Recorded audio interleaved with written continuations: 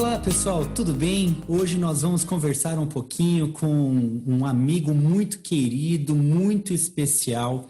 É o pastor Márcio Pompeu. Ele é o pastor local da Igreja Ministério Pentecostal da Vila Niva.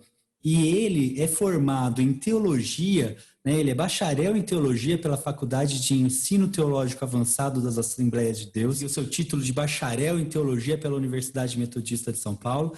E depois disso ele ainda é graduado também em tecnologia e logística. Uma vez dito isso, o mais importante é que este cara é um cara muito especial, muito querido, com quem eu tenho tido o privilégio nesses últimos anos de conviver, de aprender, de estar ombro a ombro em várias ações da missão.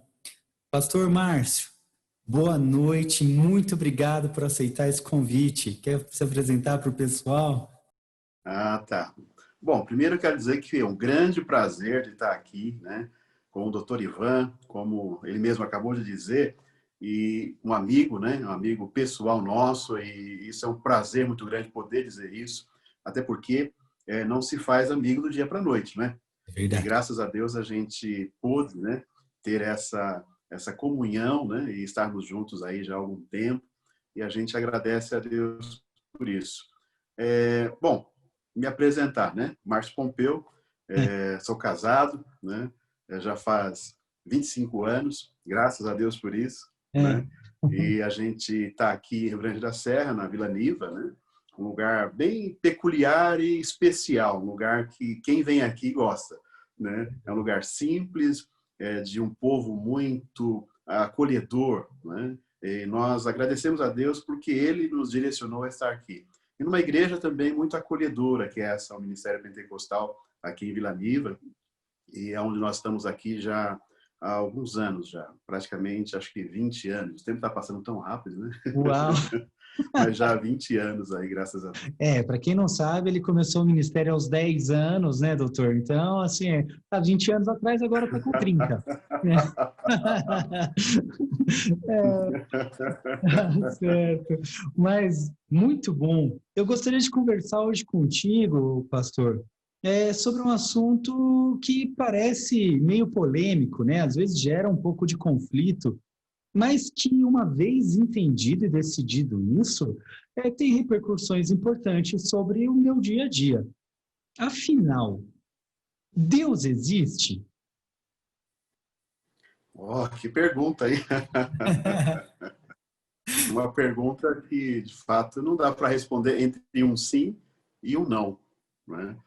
Até porque falar de um ser a qual nós cremos, né? Mediante as Sagradas Escrituras, né, nos pautando nela, né, de que é um ser fantástico, excepcional, aonde o nosso entendimento, né, não tem dificuldade a chegar, né, a compreensão de quem seria esse ser, né? Hum, E entre todas as questões que nós poderíamos colocar a respeito da existência de Deus, fundamentar essa resposta, creio eu que não há outra fonte melhor a não ser os registros das Sagradas Escrituras. Mas eu não muito vou responder agora, não, se é sim ou não. combinado. Então, vamos partir, vamos colocar como regra da nossa conversa, para ficar mais fácil para quem acompanha a gente, que nós vamos tomar por base que o que a Bíblia diz é verdade. E aí depois a gente contesta essa ideia. Mas vamos começar discutindo desse ponto de vista. Vamos, para que a gente possa ter uma base de argumentação lógica aqui e conseguir, né, desmembrar essa conversa. Se nós assumirmos a Bíblia como verdadeira e sendo a palavra escrita de Deus, o que a Bíblia diz em relação a Deus, ou o que Deus diz em relação a si mesmo?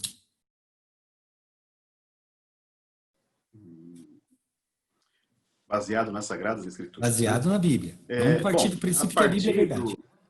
Sim, tá certo. Bom, a princípio já nós vemos ele se colocando, né, o próprio Deus se colocando numa situação de não querer explicar a sua existência ou, de fato, se ele veio de alguma origem, né? Nós vemos alguém que se coloca, se posiciona e diz: eu existo, eu estou aqui e faço algumas ações, né? Então, partindo do princípio bíblico, desde o livro de Gênesis, né, nós vamos ver isso inserido nas Sagradas Escrituras até o seu último livro, Apocalipse, todo esse contexto, né, de um Deus, de um ser presente, ativo, que fala, que se manifesta, que demonstra sentimentos, mas que em momento algum tem a preocupação de provar, né, da onde veio, como veio, ou, de fato, a sua própria existência. É como alguém que apenas e pura e simplesmente estou aqui, né, sem muitas questões ou querer provar. E nós vemos isso inserido nas Sagradas Escrituras. Desde o livro de Gênesis, né, onde a Bíblia vai dizendo que Deus, ele torna todas as coisas possíveis e começa a criar coisas, né? Então, a Bíblia diz isso, já nos primeiros versículos, ao primeiro capítulo, que Deus, ele criou tudo. Que Deus é esse, né? Então, se nós olharmos apenas para as primeiras páginas da Bíblia, nós vamos ver isso. Deus criando. Mas que Deus é esse, né? É como ao dia de hoje, se olhássemos só para Gênesis, por exemplo, nós olharíamos e diríamos: mas ele está criando, ele está fazendo, ele está se movimentando, demonstrando quem ele é, mas quem ele é? E aí, no decorrer das páginas da Bíblia, a gente vai vendo uma evolução nessa linha de pensamento de quem seria ou a forma que ele age. Muito interessante, né? Se a gente for parar para pensar nisso que você está dizendo, o que nós vemos de Deus é aquilo que ele demonstra a partir da sua criação. Ou seja, nós não conseguimos ver a Deus pelo que ele realmente é, mas por aquilo que é consequência ou efeito da sua operação. Ou seja, um ser soberano que cria algo, mas que eu não vejo o Criador, mas eu consigo ver a sua criação. É isso? Sim, excepcional isso, né? Esse pensamento é fantástico, é fantástico. É bem verdade que para algumas pessoas, aparentemente, torna-se mais difícil essa interpretação, né? O que nós cremos também a respeito de Deus é que ele se mostra, ele se revela, né? E como o doutor bem disse, desde o começo, ele vai se manifestando e se mostrando através da criação, né? Tem essa linha de raciocínio, até mesmo no meio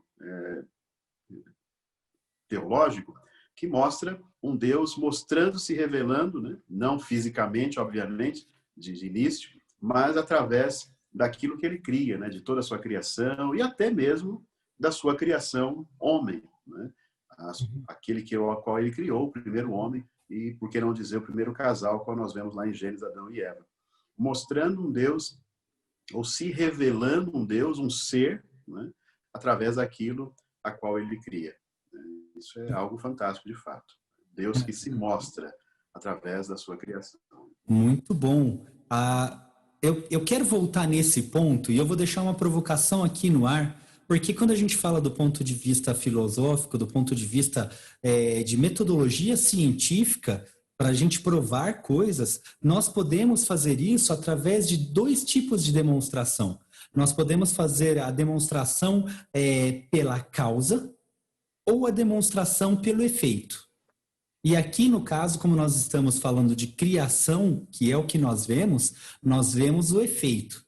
Mas eu vou deixar isso de provocação, porque daqui a pouco nós vamos voltar nesse assunto para continuar. Eu quero trazer um pouquinho antes dessa conversa e perguntar o que é Deus?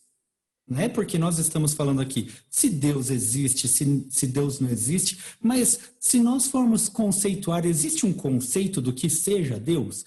Né? O que é Deus? O que é Deus, né?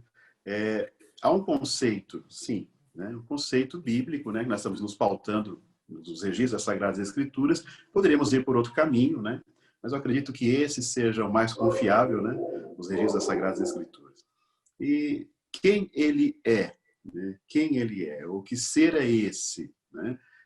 A Bíblia diz que ele é, acima de tudo, maior do que tudo, mais poderoso do que qualquer coisa, e um Deus que tem uma preocupação, né, com aquilo a qual ele criou. Há linhas de pensamento, das quais nós não aderimos, né, que tendem ou pendem a dizer que Deus criou e deixou a própria sorte. Ou o ser criou, né, talvez nem diga Deus, propriamente dito, essa ideia de um Deus, né, mas criou e deixou a própria sorte. Nós não aderimos a essa ideia porque nós percebemos e vemos na Bíblia que esse Deus ele tem uma preocupação com a sua criação. Não criou e deixou a própria sorte. A prova disso, né, é que todas as coisas que ele criou numa harmonia, né, fantástica, né, antes de, obviamente não é o assunto, mas antes de tudo isso se de uma forma corromper, deturpar, e infelizmente vir a trazer outros tipos de consequências. Mas nós cremos nesse ser que é maior do que qualquer coisa, mais poderoso do que qualquer outro ser, né? Porém, um ser, Deus, que se importa e se aproxima e tem prazer em se aproximar daquilo ao qual ele criou.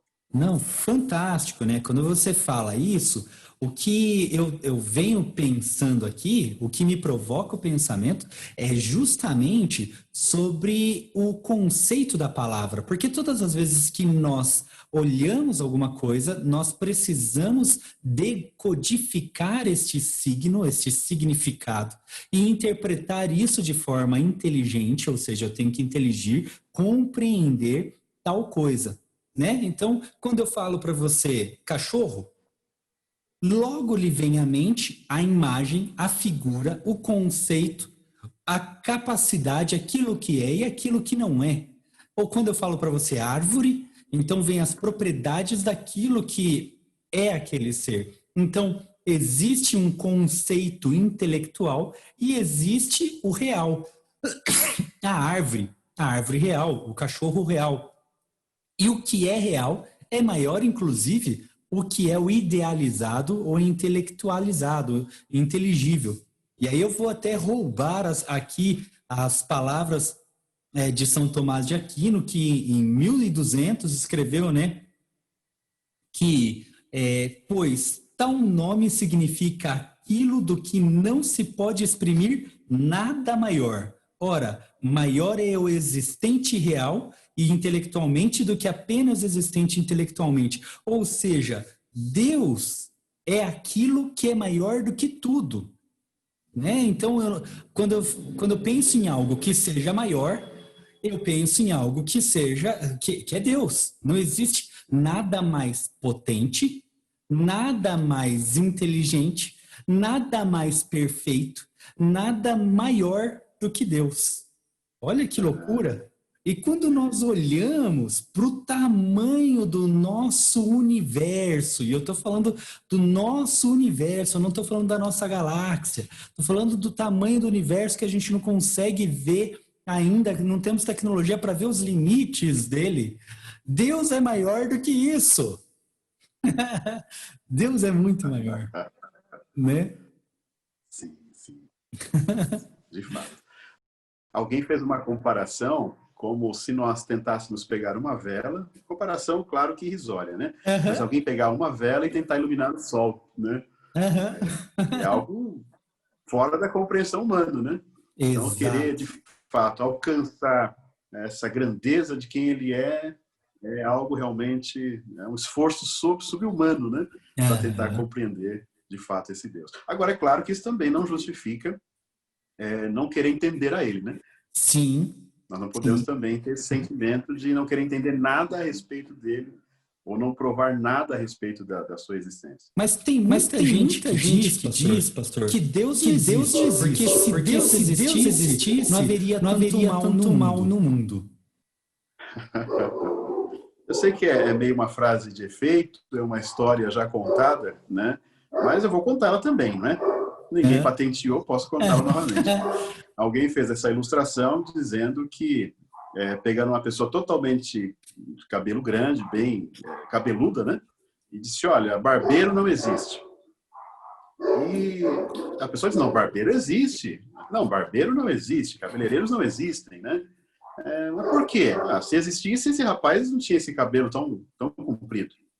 Aí a pessoa disse, olha, mas ele está com o cabelo comprido porque ele não se dirigiu até o lugar aonde corta o cabelo, né? Então, partindo desse princípio simples, obviamente, mas para nós entendermos algo um pouco mais complexo, então por que existe tanto mal?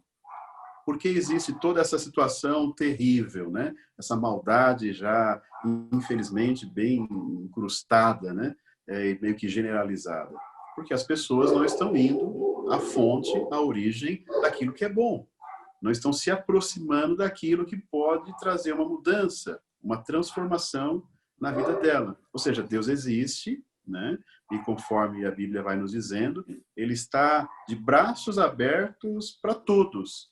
Só que, infelizmente, não são todos que se dirigem a essa fonte magnífica de amor, né? E de mudança e de restauração na vida das pessoas. Então, por que existe tanta maldade, né? Por que as pessoas andam dessa forma? Segundo o que a Bíblia diz, eles andam segundo os seus próprios desejos. Tem um texto bíblico que eu gosto muito dele, que está lá em Gálatas, né? Paulo escreve aos irmãos na Galácia, dizendo a respeito do fruto do Espírito e as obras da carne. E nós somos humanos, pessoas, seres humanos, né? Sem sombra de dúvida. E se nós, segundo a expressão de Paulo, e nós vivemos isso no dia a dia, se nós andarmos só pelas coisas palpáveis, visíveis, só aquilo que nos traz prazer, nós vamos ser pessoas, de fato, muito más. Porque em nós vai imperar o quê?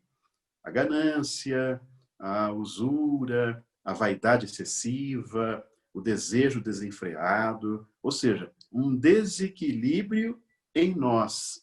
Agora, segundo a expressão de Paulo aos Gálatas, e isso casa, de fato, com esse momento, se nós buscarmos a Deus, em nós vai gerar outras coisas, frutos que só Deus pode dar na nossa vida, né?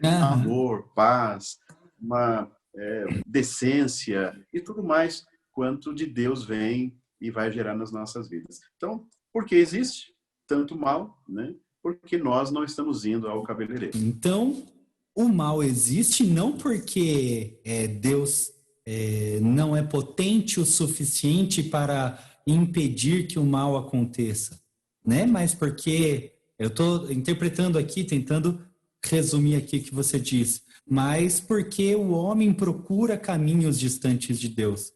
Mas eu gostaria até de fazer outra provocação aqui, de dizer que Deus é, sim, onipotente pela própria definição do que é a palavra Deus, né? Não há nada mais potente do que Deus e nada foge ao controle dele. E Deus representa tudo aquilo que é bom, mais do que representa aquilo que é bom, ele é bom, né? E que através até do mal causado pelo homem, desviado da vontade de Deus, Deus, na sua onipotência, faz do mal jorrar o bem, né?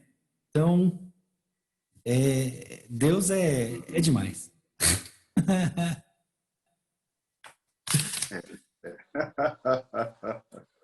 É demais. Ele é demais, realmente. Uma coisa interessante quando a Bíblia fala a respeito de que ele é quem cria o mal, né? É interessante essa expressão bíblica, né? E às vezes se foge ou a gente tem uma dificuldade na interpretação do que o texto bíblico está dizendo. Que mal seria esse, né? Nós entendemos que é como um mal no sentido de repreensão. É como um pai que tem o seu filho e o filho está saindo fora daquilo que o pai tinha desejo que o filho seguisse, que o filho se conduzisse. E aí o pai vai, de alguma forma, o repreende, né? Agora, isso é bom ou é má? Né? A repreensão em si ela é ruim, Quem gosta de ser repreendido, né? Ninguém Aham. gosta. Mas é claro que Deus, ele é justo, né? E ele repreende porque ele quer que o filho ande no caminho a qual ele é, preparou para que os seus filhos andassem. Então, esse mal, nós entendemos que é um mal gerado por Deus para uma correção, para que possa de novo conduzir no caminho correto, né? E não Uhum. esse mal em forma de prática, né? Nós fazemos, né? E nós chamamos biblicamente de pecado. Uhum. Infelizmente, o fazemos bem. Insistentemente. É verdade. Insistentemente. Muito bom, muito bom. Agora eu queria voltar àquela nossa provocação, e agora eu acho que vai fazer um pouco mais de sentido depois a gente esclarecendo que sim, Deus existe e que ele é o Todo-Poderoso, onipotente, né? E aí a gente fala da percepção da existência de Deus, de como eu posso perceber Deus, se Deus existe ou não. Como eu posso provar a existência de Deus ou não. Uma vez que Deus existe, como é que eu provo a existência de Deus? E aí a gente começou falando lá no começo que a gente consegue provar a existência de Deus pela manifestação dos seus atos, né? Então, lá em Gênesis, Deus cria. Então, por mais que eu não consiga ver a causa, então, por mais que eu não consiga, eu posso fazer a demonstração de algo tanto pela sua causa, então eu vejo o que causa tal coisa, ou seja, aquilo que provoca a ação, como eu posso perceber a causa através do seu efeito. Então, propriamente, a gente não consegue demonstrar Deus pela visão, pelo tato, mas nós podemos demonstrar a Deus por aquilo que nós percebemos como efeito da sua existência. O que o senhor tem a dizer a respeito disso? Então, exatamente, né? Nós vemos isso desde as primeiras páginas da Bíblia, né? Essa situação dele demonstrando aquilo que cria e não propriamente se demonstrando, né? E depois nós vemos ele demonstrando situações, né? Que vão nos provar que ele está ali. Quando nós vemos, por exemplo, já no segundo livro da Bíblia, o livro de Êxodo, Ah, onde ele, próprio Deus, ele chama alguém para uma atividade muito especial e quando ele tem esse encontro com essa pessoa, né, a Bíblia diz que ele se manifesta numa situação bem interessante, né? Que talvez eu hoje vendo uma situação dessa eu não pararia para olhar assim como Moisés parou, né? Quem sabe ao ver lá uma sarça, lá um pequeno arbusto pegando fogo e uma voz vindo do nada, eu talvez não parasse para olhar, eu corresse, né? Mas aquele homem de fé, ele foi lá e quis saber o que estava acontecendo. E Deus falou com ele, né? Olha que coisa interessante. Deus falando. Então ele ouviu Deus, né? Ele não ouviu fisicamente, viu uma manifestação desse Deus, mas ouviu ele falando com ele. Então isso é de fato extraordinário, né? Assim como nós vemos eu não sou tão velho, mas também não sou tão novo, né? Ao auge dos meus 48 anos de idade, nós já vimos e ouvimos algumas coisas, e entre as coisas das quais nós ouvimos, foi pessoas que ouviram a voz de Deus, de fato, né? Isso é uau. fantástico, mas não a viram, assim como esse homem ao livro de Êxodo, né? Então, Uhum. Deus se mostrou, Deus se manifestou, não fisicamente, obviamente, mas poderíamos até comparar, inclusive eu estou aqui na minha sala, né? E vamos imaginar em tese aí que alguém me chamasse lá no meu portão. Eu Aham. ouvisse alguém chamando meu nome, Márcio. E de cara, pela voz, possivelmente se for uma pessoa conhecida, eu diria, olha, tal pessoa está me chamando. Mas eu não a vi. Mas eu sei que ela está lá e eu identifico ela pela sua voz, né? Não preciso vê-la, né? Mas eu a ouvi e consegui identificar que tinha alguém ali falando comigo. Assim aconteceu com Moisés. Ele viu alguém falando com ele. Olha só que coisa fantástica, né? E ele viu aquela manifestação de um Deus todo-poderoso, né? Que só ele podia fazer aquilo, né? E a Aham. manifestação desse Deus todo-poderoso. Fantástico. Impressionante. Então, ouvindo você falar, me faz pensar que Deus, a consciência da existência de Deus é incutida, gravada no nosso DNA, no nosso inconsciente, mesmo que nós não reconheçamos, mas todos nós conhecemos o nosso Criador. E quando ele nos chama pelo nome, a gente sabe que é com a gente que ele está falando. É bem por aí mesmo. Paulo escreve isso, a carta aos Romanos, dizendo a respeito da questão de que todas as pessoas e ninguém ficará indesculpável, né? Não haverá desculpas com relação à questão do Criador, porque ele, de fato, plantou algo dentro de cada ser humano para que pudesse identificar de uma forma ou de outra, né? Então, nós, ou qualquer pessoa na existência da face da Terra, em qualquer tempo, né? Os passados ou aqueles que poderão vir, dentro dela existe uma identificação com esse Deus. Então, de fato, falar, ou querer dizer, ou querer mostrar, ou querer provar que Deus não existe, eu acho que é mais difícil. Ainda bem Uhum. que eu não fui chamado para falar sobre isso. Prove que Deus não existe. De fato, seria muito difícil. É verdade. E olha só que interessante, se nós pararmos para pensar e fazer uma analogia com o mundo da física, né? Nós podemos emprestar aqui das leis de Newton a lei da inércia, do movimento, né? E a gente vai perceber que nenhum corpo inicia o movimento voluntariamente. Nada que se move sozinho, mas foi movido por alguém, né? Então, é posto em movimento. E se nós olharmos para a natureza e para tudo que nos envolve, nós vamos perceber que há movimento nas coisas. E essas coisas, então, se movimentam porque foram movidas por alguém antes. E se nós começarmos a andar infinitamente para trás, nós podemos nunca chegaremos em um objeto que iniciou o seu movimento de forma espontânea. Ou seja, algo foi movido por alguém em algum momento. E este alguém que inicia qualquer movimento, esse é Deus. Então a gente pode provar a existência de Deus pela física. Olha só que coisa interessante, né? Que a gente pode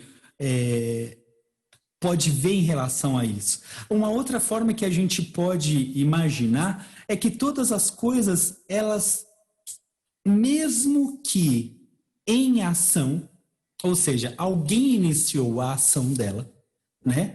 E aí a gente pode pensar em causa e efeito. E os efeitos que nós vemos, né, das coisas acontecendo, todas as coisas acontecem com um propósito. E essas coisas que acontecem com um propósito, elas acontecem com uma intenção, com um fim, com um objetivo. E esse objetivo só pode ser organizado por uma força, por um ser inteligente, pelo qual todas as coisas naturais se ordenam. E essa coisa nós chamamos de Deus, né? Então há ordem no universo. O universo é governado. E quem governa de forma inteligente todas as coisas é esse ser que nós chamamos de Deus. Mas aí eu queria te fazer uma pergunta aqui, pastor, que é o seguinte: se Deus existe, qual a implicação disso na minha vida? Então tá, vamos assumir na nossa conversa que Deus existe. O que muda isso na minha vida? O que significa Deus existir? Pergunta interessante, né? Muito interessante. Se Deus, e de fato ele existe, né? Já assumimos isso, né? E para nós, né, de fato, ele existe, né? Não há como negar. Né? E de fato existe, o que implica isso na nossa vida ou no nosso dia a dia? Né? Partindo Uhum. desse princípio que é Ele quem cuida de todas as coisas, né? Ele quem preserva todas as coisas. E o nosso entendimento com relação a esse Deus é um Deus que não nos articula conosco, nos usa como se nós fôssemos marionetes, né? Ou seja, Ele nos preserva, Ele tem um cuidado especial conosco, mas Ele não nos manipula, né? Não seria uma manipulação, né? Ou seja, esse Deus, Ele nos colocou numa condição de livre condição de escolha. Ele me gerou, né? Eu creio nisso. Inclusive existe um salmo, é o Salmo de número 51, o Salmo de Davi, que ele vai falando a respeito da sua própria criação, né? Ou a sua formação dentro do ventre da sua mãe. Ele usa uma frase interessante ali na composição do Salmo, dizendo que Deus já ouvia, né? Já o observava, ele em formação ao ventre materno. Então isso é fantástico, é claro, mas isso demonstra que Deus ele está olhando a nossa vida, porém nos dando a condição de escolher aquilo que faremos, os caminhos que nós tomaremos e as decisões das quais, obviamente, vamos tomar e vai ter um resultado, né? Tudo que fizermos. Também é um conceito bíblico, né? Super interessante, e a Bíblia vai nos dizendo, escrito de Paulo também, aos irmãos na Galácia, dizendo que de Deus não se pode escarnecer, porque tudo aquilo que o homem ele plantar, ele certamente ele colherá. O único ditado popular que eu enxergo claramente na Bíblia seria esse, onde escritos poéticos dizem que você planta vento, porém colhe tempestade, né? Ou seja, tudo que fizermos vai ter um resultado. Bom, e se de fato tem um resultado, de fato há um resultado daquilo que nós escolhemos para nós, esse Deus que cuida, que preserva, mas nos deixa livre para escolher. Ele também nos deixa livre para escolher se queremos nos aproximar dele ou não. É claro que o nosso entendimento é que ele está, vamos colocar aqui uma expressão humana, né? Ele está ansioso para que todos tomem a decisão de se aproximar dele, né? Porém, nem todos o fazem, né? Agora, que reflexo tem isso na minha vida? Bom, eu tenho o hábito de dizer que nós podemos ser comparados como uma esponja, né?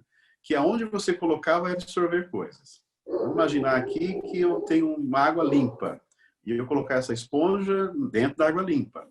Ela vai absorver a água limpa e vai continuar limpa. Agora, faço isso com uma água suja, né? Ela vai absorver coisas sujas, água suja, e vai se tornar suja e imprópria para muitas coisas. Então, se nós nos aproximarmos, tivermos essa escolha, e aí vem a existência de Deus, né? O impacto que traz isso na minha vida, se eu me aproximar de Deus, como Ele é, está nele, né? Isso é Ele. A Bíblia fala que Ele é amor, a Bíblia fala que Ele é justo, a Bíblia fala de um caráter íntegro em Deus. Se eu me aproximar dele, isso vai gerar em mim também, eu vou me parecer com Ele. Jesus ele usa essa expressão, essa figura de linguagem, dizendo que Ele é uma árvore e nós somos os galhos das árvores que foram enxertados nele e vamos produzir aquilo que a árvore produz. Então é isso. Ou seja, vamos produzir coisas de Deus, ao passo que, se ficarmos longe dele, se ignorarmos a existência dele, porque não vamos conseguir negar a existência dele de forma concreta, né? Nós sabemos que existem linhas de pensamentos que querem forçar isso, mas chega em determinado momento eles vão esbarrar com alguma situação, quer seja ela física, quer seja ela espiritual, quer seja ela filosófica, arqueológica, enfim. Você vai esbarrar com uma situação que vai impedir que ele avance um pouco mais na sua ideia de negação da existência de Deus. Mas nós cremos que ele existe. Se nós nos aproximarmos dele, vamos gerar frutos parecidos com aquilo que ele já tem, que está inerente a ele, né? Ao passo que se nos distanciarmos dele, nós vamos gerar outros tipos de frutos, né, que não vão ser tão interessantes. O que impacta a existência de Deus na minha vida? Se eu me aproximar dele, eu vou gerar coisas boas, né? Eu vou ter um caráter parecido com o dele, né? Um caráter mais íntegro, né? Vou me esforçar para isso, né? Vai ser uma meta para a minha vida. Quanto mais eu conhecer a respeito dele, quanto mais me aprofundar no conhecimento a respeito desse Deus, bom, minha vida vai ser diferente. Biblicamente falando, né, nós costumamos dizer que é um caminho de bem-aventuranças, é um caminho de bênção, esse caminho no sentido Deus. Ao passo, né, que é o caminho inverso, obviamente, vai ser um caminho muito mais complicado, né? Nós cremos nisso. Muito interessante, né? Aqui, enquanto você falava, duas coisas aqui vieram à minha cabeça. A primeira, quando você começou a falar sobre geração, e aqui é outra forma em que se pode provar a existência de Deus, já que nada pode gerar nada. Do nada não consegue vir algo. Algo tem que vir de alguma coisa maior, porque nós que somos a fração viemos de algo maior, de um todo. Então, para que nós fôssemos gerados, é necessário que algo maior que nós nos gerasse, né? Essa é a ordem natural, porque se Deus não existe, nada existe, então nada só consegue produzir nada. Aliás, nada produz nada, né? De fato, Agora, nós também não existiríamos, né? exatamente, não tinha nada do que nós não estaríamos aqui conversando. Então, mais uma vez se prova a existência de Deus. E aí a outra coisa é interessante eu pensar que se Deus existe e ele tem um plano e um projeto para mim, né? Então, que esse plano e projeto, uma vez que eu viva ele, eu tenho, então, um caminho que me aproximo de Deus. E se eu não vivo esse projeto, então, eu me afastando de Deus, é verdade, então, que se eu assumo que Deus existe, eu sou obrigado a assumir também que existe uma vida após a morte, que nessa vida após a morte existe o céu e existe o inferno. Eu não quero ir para o inferno, pastor. Que Como é bom, que eu que bom. faço para não ir para o inferno? Como é que eu faço para não ir para o inferno? Então, basicamente, né, a gente pode lembrar da infância, né? E no meu caso, por exemplo, a minha infância foi há poucos dias atrás, né? E nós tínhamos aquelas brincadeiras de criança, onde tinham, exemplo, dois times, né? E normalmente você quer estar do lado do time que você identifica que está mais forte, né? Se você tem a opção, se você está na tua mão a escolha, você vai optar para estar. Você olha aquele camarada ali, acho que ele joga melhor, né? Então, se eu puder estar do lado desse time, eu tenho uma certeza de que ele vai ganhar e é o que eu quero, né? Ou seja, Deus não está no inferno. Deus está no céu. Então, se eu quero ir para o céu, né, e não para o inferno, eu tenho que seguir Deus e não outras coisas. Eu tenho um pensamento, e eu carrego ele comigo, da seguinte forma, e até usando essa questão mesmo da idade, eu sempre parto desse princípio, né, de que eu tenho 48 anos. Se nós olharmos para um contexto bíblico, né, de história bíblica, não vamos entrar no quesito ciência, né? Ela vai provar que a Terra tem bilhões de anos, etc. Né? Mas, quesito bíblico, nós vamos olhar para a Bíblia e nós vamos enxergar lá pelo menos 6.000 anos de história. Bom, eu só tenho 48. Eu não posso ter mais argumentos do que a Bíblia Sagrada, que ela tem 6.000 anos de história. Então, tudo aquilo que eu vir a aprender, tudo aquilo que eu vir a conhecer, ainda vai ser uma fração muito pequena, né? Algo muito pequeno, em cima daquilo que a Bíblia tem de registro, e ela, por si só, ela já prova que ela é a verdade, né? É claro que, se nós olharmos para questões arqueológicas, históricas, nós vamos deparar com um livro que, de fato, ele é a verdade. E ele declara a verdade, né? Bom, se eu não sou o dono da verdade, eu tenho que procurar onde ela está. Procuro ela nas páginas da Bíblia Sagrada e encontro. Encontro lá a relação de um homem, de uma pessoa de 48 anos, que erra, que tem seus deslizes, que tem suas deficiências, mas que encontrou nas páginas da Bíblia Sagrada um Deus que, apesar das minhas deficiências, ele me ama. Que Deus é esse? Que ser é esse? Né? Que olha para mim e consegue extrair de mim aquilo que nem eu mesmo consigo. Ou seja, o melhor de mim. Ele acredita em mim, né? Ele investe em mim. Eu digo a minha pessoa, mas é claro que eu quero nisso dizer a toda a humanidade, né? Todas as pessoas, homens e mulheres. Todos, enfim. Se eu quero e acredito nos registros da Bíblia Sagrada, eu vou entender que existe sim céu, que existe sim inferno, e que esse Deus, ele não está no inferno. Ele criou o inferno também, como uma forma de juízo. Eu tenho que me aproximar dele. Agora, como se aproximar dele? Como chegar a ele? Né?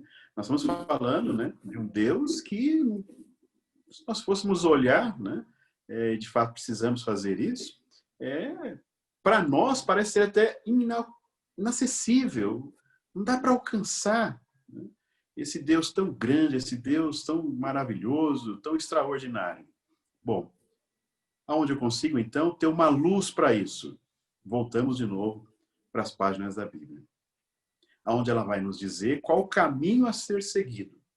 Um caminho de uma consciência de que esse Deus, apesar de nos amar, ele não concorda com aquilo que fazemos de errado. Apesar de ter um carinho especial conosco, ele espera que nós saímos dos nossos erros e caminhemos em direção a ele, né? Ele é um Deus perfeito. A Bíblia o chama de perfeito. E, de fato, ele o é. Então, o que eu tenho que fazer? Como fazer isso? Olhando à luz da Bíblia Sagrada, que seria, e de fato é, a segunda forma a qual Deus se revela, né? Primeiro, ele se revela através da natureza, através da sua criação, e depois ele vem a se revelar através dos registros a qual estão na Bíblia Sagrada. Bom, se eu quero me aproximar desse Deus, está aqui a receita. As páginas da Bíblia, que tem 4.000 anos de história e é maior do que muitos segmentos das quais as pessoas abraçam como verdade absoluta. E até mesmo, às vezes, ideias próprias, né? Por isso que eu tenho uma certa reluto para que eu não tenha ideias próprias. Porque eu só tenho 48 anos de idade. Minhas ideias serão falíveis, né? Agora, quando eu me curvo às páginas da Bíblia, aí eu enxergo algo maior do que eu. Aí eu enxergo Deus. Muito bom. Eu acho que fantástico. Fantástico mesmo. Pastor, olha, que papo gostoso. O tempo voou. Não deu nem para perceber. Aqui a gente já está no final da nossa conversa. E eu queria falar uma última coisa aqui, e depois queria deixar contigo aberto para o senhor encerrar da forma que achar melhor, gastando o tempo que precisar. Eu queria ler aqui para vocês um pedacinho do que São Tomás de Aquino diz lá na sua Suma Teológica sobre conhecer a existência de Deus. Ele diz que conhecer a existência de Deus, de modo geral, e com certa confusão, é-nos naturalmente incito, quer dizer, está gravado em nós mesmos, por ser Deus a felicidade do homem, pois este naturalmente deseja felicidade e o que naturalmente deseja, naturalmente conhece. Então, nós conhecemos a Deus, né? Pastor, por favor, suas últimas palavras e considerações. Tá, ok. Eu quero agradecer novamente, doutor Ivan, né? Primeiro pela nossa amizade, né, que tem sido construída aí através dos anos. Segundo, por estarmos aqui, nos abrir esse espaço, essa oportunidade, né, de falarmos um pouco desse Deus tão maravilhoso. Nós, em especial a mim, não somos e não temos essa pretensão de sermos mais ou melhor do que ninguém. Não somos, né? Até porque Deus, a Bíblia vai nos dizendo que Ele amou o mundo de tal maneira. Então Ele ama todas as pessoas, independente da situação a qual a pessoa esteja. Espero que em algum momento, né, alguém que possa ver essa nossa conversa, ouvir e nos ver, tenha essa consciência de que não importa a situação qual ela esteja, Deus a ama também. E Deus se importa com ela. E esse Deus maravilhoso, Ele está de braços abertos para recepcionar qualquer momento. E Ele quer também extrair o melhor dessa pessoa. Então eu quero agradecer por tudo isso, agradecer a Deus, né, por aqui estarmos, né, nesse momento. E para nós é muito importante esse espaço para falar de Deus. Esse Deus maravilhoso que, apesar de todas as situações e tudo que possamos conquistar aqui nesse plano, né, terrestre, Ele nos reserva algo magnífico lá, né, na eternidade. Nós cremos nisso. Ele lá nos aguarda, né, e lá nós teremos sanadas todas as nossas dúvidas. É uma expressão de Paulo na sua carta aos Coríntios dizendo isso. Hoje, ele dizendo, né, na carta, que hoje nós vemos como quem está vendo através de um espelho ou por enigma. Mas vai chegar aquele grande dia, a qual nós o veremos e saberemos de fato como Ele é. Que Deus abençoe a todos que possam estar em algum momento aí vendo esse nosso bate-papo. Que Deus continue abençoando o doutor também, toda a sua família. E muito obrigado. É isso, um prazer. Eu vou deixar quem tiver qualquer dúvida, pergunta ainda, que ficou aqui, você pode enviar suas perguntas. Eu vou colocar nos contatos, inclusive, do pastor Márcio aqui na descrição do vídeo. E aí você pode acessar o Instagram dele, acessar os contatos dele, se quiser mandar também para a gente. E a gente tenta responder na medida do possível, né, pastor? Sim, sem dúvida. Muito obrigado e boa noite.